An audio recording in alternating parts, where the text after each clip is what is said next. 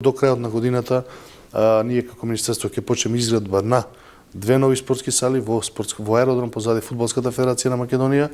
во Крушево. Тоа е еден сериозно вака налик, можеби не делува нешто импозантно, меѓутоа во Крушево јас направивме некои истражување, сите оние федерации што ги носат репрезентациите и клубовите, не сите, за подготовки на своите тимови, федерации и репрезентации трошат преку 1 милион евра годишно надвор од нашата држава. Сега ние кога ќе направиме една спортска сала идеална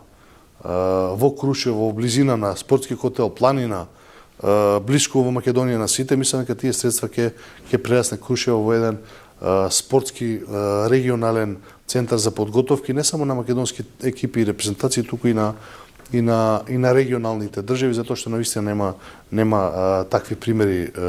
во нашето окружување, така да ќе почнеме 2 спортски сали до крајот на годината Камен Темелник и почнуваме со реконструкција на салата на УКИМ, која што е многу важна затоа што околу 4000 студенти ќе може да се бават со спорт и да ги обавуваат своите часови по физичко, да ги наречам така, на сите оние факултети кои што се во салата, во кампусот на УКИМ.